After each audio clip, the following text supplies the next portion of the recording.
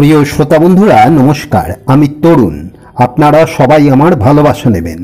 আজকে আমি আপনাদেরকে পড়ে শোনাচ্ছি হিমানীশ গোস্বামীর লেখা একটি গল্প, রামকিঙ্কর বাবুর অদ্ভুত ভাড়াটে।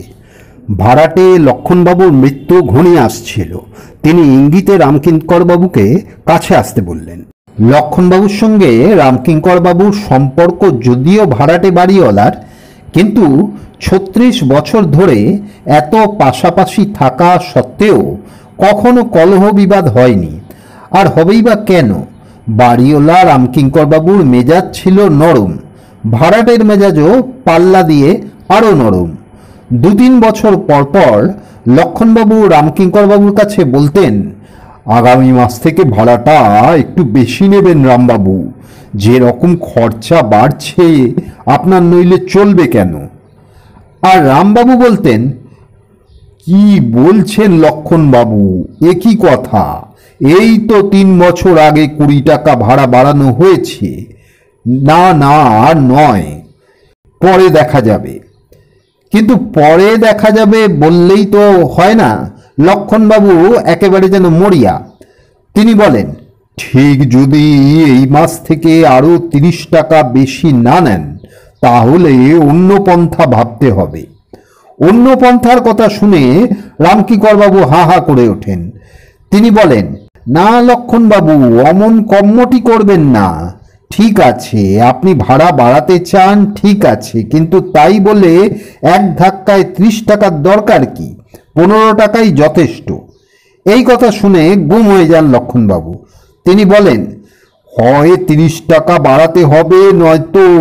লক্ষণের এই নয়তোটাই মারাত্মক এক শক্তিশালের মতো রামকিঙ্কর বাবুকে আঘাত করে। এই নয়তো ব্যাপারটা আর কিছু নয়, লক্ষণ বাড়ি ছেড়ে চলে যাওয়ার ইঙ্গিত করছেন। রামকিঙ্কর বাবু বলেন, ঠিক আছে, পরশু থেকে আপনার ফ্ল্যাটটির চুনকাম করিয়ে দেব, তাছাড়া দরজা জানলাগুলো রং করিয়ে দেব। লক্ষণবাবু বলেন, পাগল হয়েছেন রামবাবু, এই তো ২.৫ বছর আগে চুনকাম করিয়ে দিয়েছেন, তার উপর আবার রঙও করিয়েছেন। মুখ ধোয়ার বেসিনটা একটু চিট ধরেছিল, সেটাও বদলে দিয়েছেন। বলবো কি, এর উপর বাড়াবাড়ি করে একটা গিজার পর্যন্ত বসিয়েছেন। এবছরটা রং করানো কেন, চুনকামি বা করা কেন? রামকিঙ্কর বাবু বলেন, ঠিক আছে, আগামী বছরে আমাকে আর বারণ করবেন না। আর একটা কথা, কখনো এই বাড়ি ছেড়ে দেবার কথা বলবেনও না, ভাববেনও না, তাহলে কিন্তু আমি মনে ব্যথা পাব।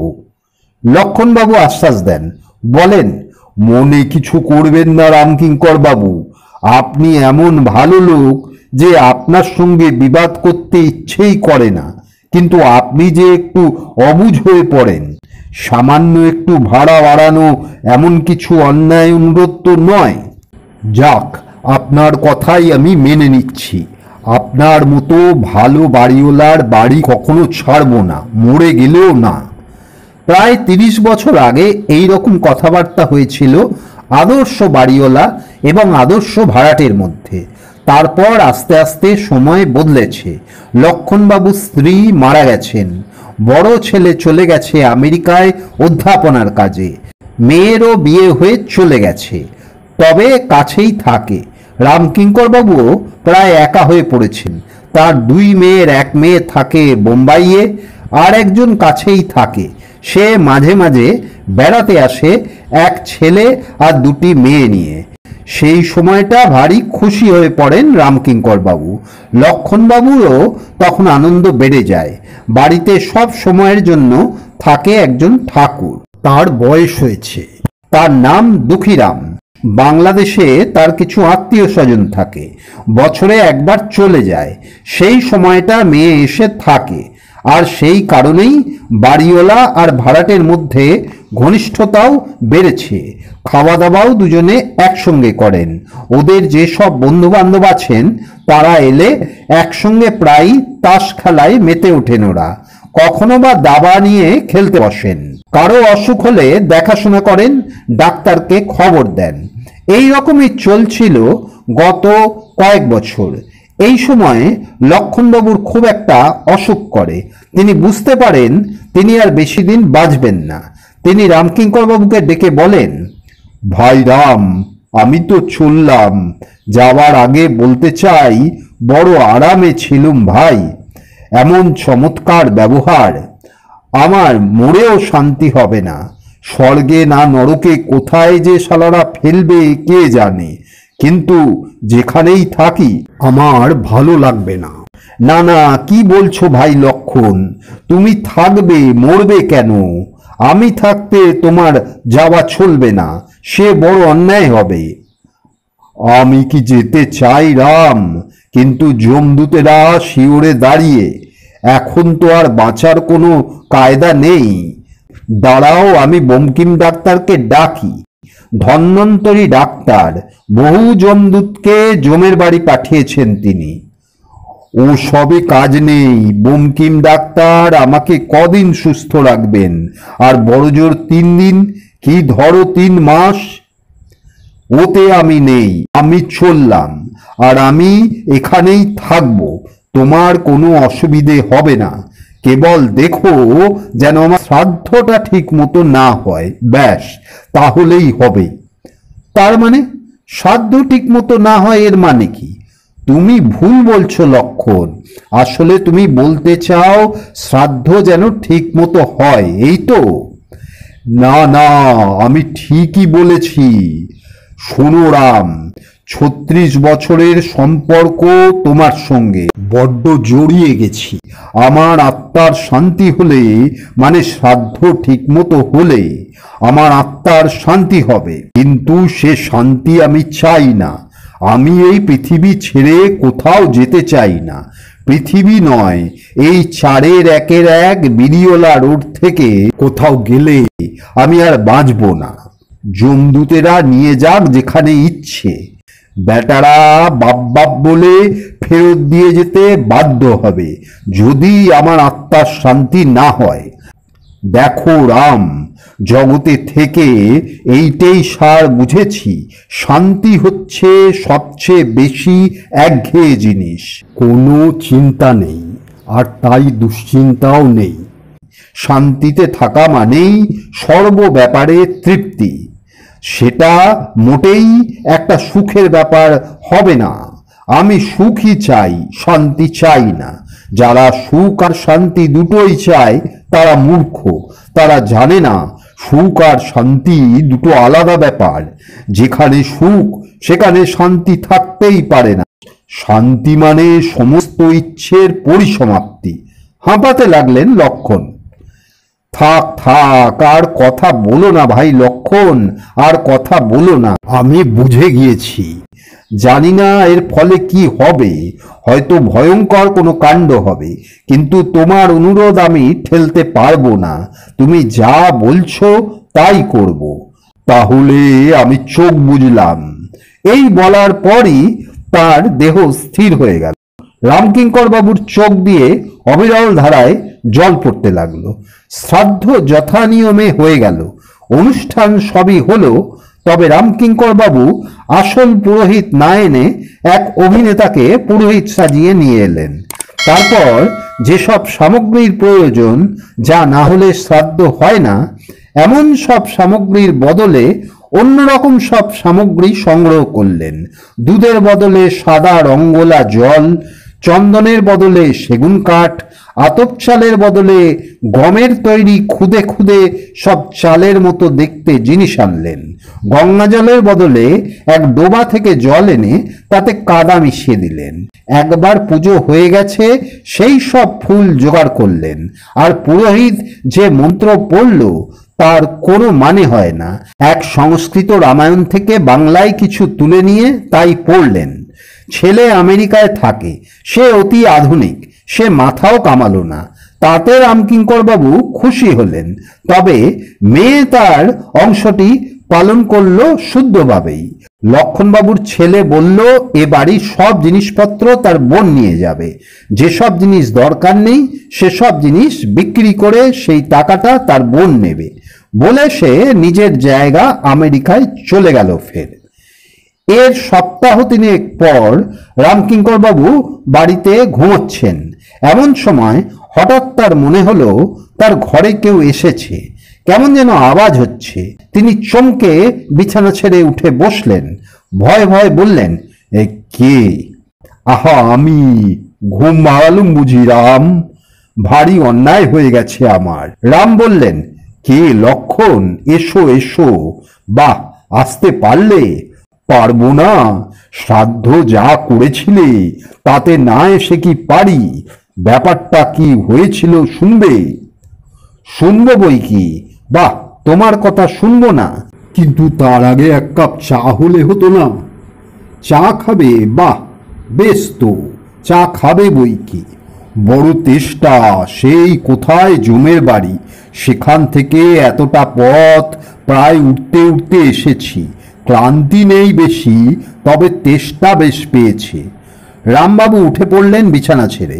বললেন, আমি চা করে দেব, দুঃখীরামকে ডাকার দরকার নেই।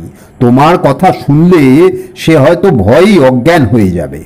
লক্ষণবাবু বললেন, আরে সব কাজ আমি করতে পারতাম, আমারই করবার কথা, কিন্তু জানো তো মরবার কতদিন পর পর্যন্ত যেন আত্মার শারীরিক ক্ষমতা তেমন থাকে না। মন আমার আগের মতো হলেও আত্মার বয়স তো কম, সবে 3 সপ্তাহ। মনে হয় সময় লাগবে গায়ে জোর হতে। সে রাতে দুজনে মিলে অনেক কথা হলো চা খেতে খেতে। তারপর লক্ষণবাবু বললেন, আমি চললাম। কোথায় যাবে এত রাত্রে? কেন, আমার ঘরে। আমার ঘর ঠিক আছে তো? ঘর তো ঠিক আছে, কিন্তু আসবাবপত্র তো কিছু নেই। সর্বনাশ, গেল কোথায় সেসব? তোমার মেয়ে সব বিক্রি করে দিয়েছে, ঘর এখন খালি বলতে পারো। তাহলে তো ভারী বিপদ। সব নিয়ে গেছে, সব। আমার টেলিফোন, সেটাও। ঘুম হয়ে গেলেন লক্ষণবাবু। বললেন, তুমি একটু বুদ্ধি খরচ করতে পারলে না? আমি তোমাকে এত করে বলে গেলাম ফিরে আসবো। ভুল হয়ে গেছে ভাই, আমাকে মাফ করো। আবার নতুন করে সব সংগ্রহ করা কি সোজা কথা? খুব দুঃখের সঙ্গে বললেন লক্ষণবাবু। আজকের মতো আমার এই ঘরেই কাটিয়ে দাও, কালই তোমার জন্য সব ব্যবস্থা করে দেব। নতুন খাট, আলমারি, চেয়ার, টেবিল সব এসে যাবে। তাহলে ভাড়াটা কি রকম হবে? ভাড়া? ভাড়ার কথা উঠছে কোত্থেকে? তুমি আমার বন্ধু, বন্ধুর কাছ থেকে ভাড়া নেওয়া হয় কখনো? তাছাড়া আগে সে অন্যরকম ব্যাপার ছিল, এখন তোমার। চুপ করে গেলেন রামকিঙ্কর বাবু। আমার কি? তোমার মানে তোমার স্ট্যাটাস বদলে গেছে না? বললেই হলো স্ট্যাটাস বদলে গেছে। রামকিঙ্কর বাবু বললেন, নিশ্চয়ই বদলে গেছে। আগে তুমি ছিলে শরীরী, আর এখন হচ্ছ অশরীরী।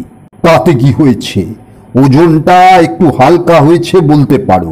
উফ, শরীরটা যখন ভারী ছিল তখন চলতে ফিরতে বেজায় কষ্ট হতো। এক হালকা হওয়া ছাড়া আর কি আমার বদল ঘটেছে? ঘটেনি বলতে চাও? ঘটেনি, আমি আগে যা ছিলাম তাই তো আছি। ঠিক তাই আছো। আচ্ছা, একটা পরীক্ষা করব তোমাকে, রাজি? রাজি। আমার নাম জানো? জানি বই কি। বলো তো। বামকিঙ্কর। মোটেই না, বামকিঙ্কর আমার নাম নয়। ঘামকিঙ্কর। হলো না। দামকিঙ্কর। হলো না। হ্যাঁ, তাও হলো না। তুমি নিজের নাম বলো তো। বক্ষণ মুখোপাধ্যায়। হা হা করে হাসলেন রামকিঙ্কর। বুঝতে পারলে কেন হাসলাম? তোমার স্ট্যাটাস বদলে গেছে বন্ধু, তুমি রাম লক্ষণ উচ্চারণ করতে পারবে না। আচ্ছা, আর একটা কথা জিজ্ঞেস করি, তুমি যে চা খেলে সেটা কেমন লাগলো? যাচ্ছে তাই। কেন জানো? চা কিন্তু চমৎকার, দার্জিলিংয়েরই ছিল। দার্জিলিং চা এমন খারাপ লাগবে কেন? তোমার পরিবর্তন হয়েছে, দেহের এবং মনের। দেহ অবশ্য নেই, আছে দেহের একটা আবছা আভাস। এখন তোমার অন্যরকম জিনিস খেতে ভালো লাগবে। অন্যরকম জিনিস? হ্যাঁ, যেমন ধরো পোড়া শোল মাছ। নাম শুনেই লক্ষণবাবুর অশরীরী জিভে জল এসে গেল। শুঁটকি ইলিশ। ঠিক বলেছ ভাই, শুঁটকি ইলিশ একটু পচা হলে আরো ভালো হয়। গঙ্গার ইলিশ হবে বা না হবে, পদ্মার এই রকম ইলিশ একটু বাসি করে রেখে রোদ্দুরে শুকিয়ে সঙ্গে একটু সর্ষের তেল। ঠিক আছে, কাল থেকে ব্যবস্থা হবে। এবার কিন্তু ভাড়াটায় আপত্তি করো না। কেবল তো একটা পুরো ফ্ল্যাট দখল করে থাকা নয়, নতুন আসবাবপত্র, তার উপর দুবেলা খাবার ব্যবস্থা। না খামবাবু, তোমাকে এই 1,500 টাকা মাসে নিতেই হবে। রামকিঙ্কর বাবু প্রায় আঁতকে উঠলেন, বললেন, বলো কি লক্ষণ, তা কখনো হয় নাকি 5,000 টাকা? আরে আমার কি টাকার ভাবনা আছে নাকি? লক্ষণবাবু বললেন, তুমি শুধু বলবে অমুক লোক বদমায়েশ, তমুক লোক বউকে মারে, কিংবা কেউ ঘুষ খায়, ব্যাস আমি তাদের বাড়ি থেকে সব নিয়ে আসবো জিনিসপত্র। আচ্ছা, হরিদাস বাবু তো অন্যের ফ্ল্যাট করিয়ে দেবে বলে কত লোককে ফাঁকি দিয়ে কত লক্ষ টাকা গায়েব করেছিল। তার বাড়িতে কালই যাব, গিয়ে মজা দেখাবো একখানা। না না লক্ষণ, অমন কাজও করো না। অন্যের জিনিসপত্র এ বাড়িতে এনে রাখলে আমাকে চুরির দায়ে জেলে পুরে দেবে, সে এক কেলেঙ্কারি হবে। না লক্ষণ, ওসব বদ মতলব ছেড়ে দাও। লক্ষণ বললেন, তাহলে আর কি, কেবল টাকাই নিয়ে আসবো? সুহাসবাবু আদালতে সামান্য কেরানিগিরি করে গোল পার্কের কাছে 1 বিঘে জমি কিনেছে। ওর বাড়িতে কাল রাত্রেই হানা দেব। বাড়িতে নিশ্চয় টাকার পাহাড় আছে শয়তানের। রামবাবু বললেন, দেখো লক্ষণ, যখন তুমি জ্যান্ত ছিলে তখন তো এসব আইডিয়া মাথায় আসেনি, তখন তো কারোর বিরুদ্ধে কোনো কিছুই করনি। এখন হঠাৎ এই বাতিক উঠল কেন? হঠাৎ নয়, আমি জমের বাড়ি থেকে ফেরবার পথে এই সব কথা নতুন করে মনে উদয় হচ্ছিল। ভাবলাম সারা জীবনটা নিজের করেই গেলাম, নিজের কথা ছাড়া ভাবিনি অন্য কারুর কথা। কত লোক কতভাবে অত্যাচারিত, শোষিত, আর আমরা কি করেছি। রামকিঙ্কর বাবু বললেন, তুই শুধু ছিন্নবাদা পলাতক বালকের মতো সারাদিন বাজাইলি বাঁশি। এখন আর আক্ষেপ করে কি হবে? এখন কি কিছুই করা যাবে না? ভয় দেখিয়ে লোককে অজ্ঞান করতে পারো, কিন্তু তাতে কি দেশ থেকে পাপ উধাও হয়ে যাবে? লক্ষণবাবু অনেকক্ষণ কি ভাবলেন, বললেন, মানুষের দুঃখ দুর্দশা সব এই রকমই চলতে থাকবে? কি জানি। রামকিঙ্কর বাবু বললেন, যা হচ্ছে তা ঠেকাবার উপায় তো নেই। এখন একটু ঘুমোনো যাক। আমি কোথায় শোবো? কেন, পাশের ঘরে একটা খাট আছে, বিছানাটা একটু ঝেড়ে পরিষ্কার করে দিচ্ছি। না না, পরিষ্কার করবার কি দরকার, একটু ধুলো বালি থাকা ভালো। রামকিঙ্কর বাবু বললেন, গুড নাইট। লক্ষণবাবু পাশের ঘরে চলে গেলেন। সকাল হলে রামকিঙ্কর বাবু ফ্রিজ থেকে একটা মাছ বের করে পুড়িয়ে লক্ষণবাবুকে ডাকতে গেলেন। দুঃখীরাম ওঠার আগেই। দুঃখীরাম জানতে পারলে কি কাণ্ড করবে কে জানে। পাশের ঘরে গিয়ে ডাকলেন, ও লক্ষণবাবু। কোনো উত্তর নেই। অনেকক্ষণ ডাকার পর ব্যাপারটা বোঝা গেল, দিনের আলোয় অশরীরীদের পাত্তা পাওয়া যায় না। যাই হোক, তিনি সকালেই পাড়ার একটা ফার্নিচারের দোকান থেকে আনলেন একটা ভালো খাট, গদি, বিছানা, চাদর আর বালিশ, এমনকি মশারিও একটা কিনে ফেললেন। ভাবলেন, কি জানি যদি দরকার হয়। পাড়ার লোক একটু অবাকই হলেন। কেউ কেউ প্রশ্ন করলেন, কি রামবাবু, বাড়িতে নতুন ভাড়াটে বসাচ্ছেন বুঝি? না না, নতুন ভাড়াটে কোথায় বলে অপ্রস্তুতের হাসি হাসলেন রামবাবু। অনেকেরই লোভ ছিল রামকিঙ্কর বাবুর বাড়ির ওই ফ্ল্যাটটায়। ফ্ল্যাট তো চমৎকার, তা সে তো কত চমৎকার ফ্ল্যাটই পাওয়া যায়, কিন্তু অমন বাড়িওয়ালা যে ভূভারতে পাওয়া যায় না সে বিষয়ে কারো সন্দেহ ছিল না। অনেকে এসে অনুরোধ উপরোধ করেন, কিন্তু রামকিঙ্কর বাবু একেবারে অনড়। তিনি কোনো কথাই কানে তোলেন না। না, ফ্ল্যাট যেমন আছে তেমনি থাকবে, ও ফ্ল্যাট ভাড়া দেওয়া সম্ভব নয়, না না না। এইভাবে চলছে বেশ। দুঃখীরামকেও শেষ পর্যন্ত বলতে হয়েছে ব্যাপারটা। লোকটি সরল আর একটু বোকা হলেও সে বুঝে নিয়েছে লক্ষণবাবুর ব্যাপারটা। তাছাড়া রামকিঙ্কর বাবুর প্রতি তার অগাধ শ্রদ্ধা আর বিশ্বাস, আর লক্ষণবাবুর প্রতি তার ছিল দারুণ একটা আকর্ষণ। লক্ষণবাবু বেঁচে থাকতেই তার প্রতি কখনো খারাপ ব্যবহার করেননি, আর মরে গিয়ে সূক্ষ্ম শরীরে খারাপ ব্যবহার করবেন সেটা দুঃখীরাম বিশ্বাস করে না। বিশ্বাস করে না বটে, তবে সে এক গুণিনের কাছ থেকে একটা সাধারণ শক্তির তাবিজ নিয়ে পড়েছে। গুণিন বলেছে ভালো ভূত হলে এতেই কাজ হবে, আর যদি ভূত ভালো না হয় তাহলে আরো অন্যরকম সব তাবিজ আছে, সেগুলো দরকার মতো দেওয়া যাবে। ফলে দুঃখীরামের মনে যেটুকু ভয় ছিল তাও চলে গিয়েছিল। এই রকমই চলছিল বেশ। অবশ্য পাড়ার লোকেরা বুঝতে পারত না। প্রায় রোজ দুঃখীরাম শিয়ালদার বৈঠকখানা গিয়ে গাদা গাদা শুটকি মাছ কেন কেনে। কয়েকদিন পাড়ার শিবেন সমাদ্দারের সঙ্গে দুঃখীরামের দেখাও হয়ে গেছে শুটকি মাছ কেনার সময়। একদিন তো তিনি বলেই বসলেন, ও দুঃখীরাম, বলি ব্যাপার কি বলো তো, এত এত শুটকি মাছ নিয়ে কি করো তুমি? দুঃখীরাম বোকা বোকা হলে কি হবে, সে বলেছিল ওই একটু ব্যবসা করি। শিবেন সমাদ্দার বলেছিল, ব্যবসা করার আর জিনিস পেলে না? দুঃখীরাম বলেছিল, এই ব্যবসায় লাভ খুব বাবু, দিনে 10-12 টাকার উপর লাভ থাকে। এইভাবেই চলছিল। একবার একটা কাণ্ড হলো। রামকিঙ্কর বাবুর এক যাত্রাওয়ালা বন্ধু এসে অনেক করে বলে গেল নন্দীভিঙ্গি যাত্রা দেখতে যেতে। তা সে তো কাছে নয়, শ্রীরামপুরের এক মাঠে খুব নাকি চলছে। ওর বন্ধুর সামান্য একটা পার্ট আছে, তবে আসলে সগৌরবে শততম রজনী অভিনয়ের রাত্রে 200-র ওপর বিশিষ্ট ব্যক্তিকে আমন্ত্রণ জানানো হয়েছিল। যাত্রা শেষ হবার পর ছিল খাওয়া দাওয়ার এলাহি ব্যবস্থা। আগে রামকিঙ্কর বাবুর যাত্রাওয়ালা বন্ধু বলেছিলেন খুব তাড়াতাড়ি সব শেষ হয়ে যাবে। শীতের সন্ধে 7টায় যাত্রা শুরু করে 9:30টায় শেষ।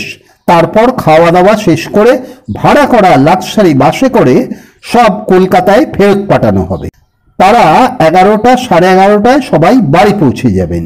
কিন্তু সেদিন শীতকাল হলেও খুব বৃষ্টি পড়ছিল, আর যাত্রা শেষ হবার পর শুরু হয়েছিল প্রবল ঝড়।